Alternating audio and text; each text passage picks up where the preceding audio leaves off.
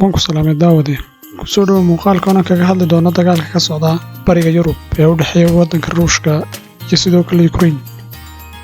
Daawada sidaan muuqaaladii hore kaga soo sheekeynay waddanka Ruushka waxa uu soo weeraray waddanka Ukraine 24 bishan labaad ee ku jirno. Waa maalintii Khamiistii iyo toddobaadkii hore. Haddaba xaaladaha soo cusboonaaday isla markaana maanta dhacay waxa kamid ah in wadamada NATO ku midoobay ay diyaarinayaan ciidamo ay ku difaacaan wadamada kale ee ku jira NATO, balse si dhab looguma oga oo lama xaqiijin karo in ay dagaalka si toos ah ugu biiri doonaan. Sidoo kale Volodymyr Zelensky oo ah madaxweynaha waddanka Ukraine ayaa soo duubay muuqaalkaasi oo uu kaga hadlayay laba arrimood. Muuqaalkaasi oo uu ku beeninayay laba arrimood oo warbaahinta Ruushka iyo caalamkuba ay ka faalloonayeen. Qodobka koowaad ee uu ku beeniyay waxay ahayd in madaxweyne Volodymyr Zelensky uu ka baxsaday magaalada Kiev ee caasimadda waddanka Ukraine.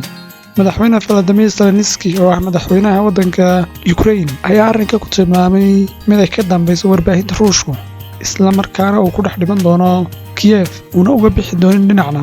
Qodobka labaad ee uu ku beeniyay muuqaalkiisa waxay ahayd madaxweynuhu in Kiev la qabsaday ama caasimadda waddanka Ukraine la qabsaday, isla markaana ciidamada Ruushka ay dhex socdaan. Haddaba muuqaalkan oo uu ka soo dhex duubay gudaha magaalada isagoo oo dhex socda bartamaha magaalada caasimadda Kiev muujinaya in madaxweynuhu dhex socda bartamaha caasimadda. Haddaba waxaa xusid mudan in madaxweyne Volodymyr Zelensky uu ku gacan sayray dalab uga yimid waddanka Mareykanka in madaxweynaha Ukraine Volodymyr Zelensky loo soo diro diyaarad, isla markaana uu dalkiisa dibadda uga baxo oo uu ku noolaado gudaha Mareykanka, halkaasina uu ka wado abaabulkiisa dagaalka. balse madaxweynaha ayaa arrinkaa ku gacan sayray, isla markaana tilmaamay inaanu Kiev meelna uga socon, balse uu ku dhex dhiman doono maadaama ciidamada Ruushka iyo sirdoonku ay u gaarsanayaan isagii qoyskiisa, isla markaana qoyskiisu gudaha Kiev ay ku jiraan dhuumasho ay ku jiraan gudaha Kiev iyagoo dhuumanaya. Sidoo kale xaaladda waddanka Ukraine ayaa aad uga sii daraysa tan iyo xalay toole oo hubab culus lagu garaacayo caasimadda waddanka Ukraine Kiev. Sidoo kale waxaa la sheegayaa in magaalooyin muhiim ah ay ka qabsadeen ciidamada Ruushka.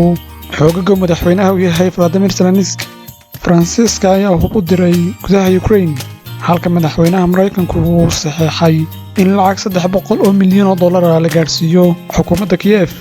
Haddaba warbaahinta caalamku waxay qaadadhigayaan sanad ka hor markii madaxweynaha Kiev Volodymyr Zelensky uu ka hadlay gumaadka reer Falastiin lagu hayo, isla markaana uu sheegay in Israel ku saxsan tahay inay iska celiso oo ay garaacdo gudaha Falastiin, taasi oo ka cadhaysisay muslimiinta badan oo adduunka ku nool.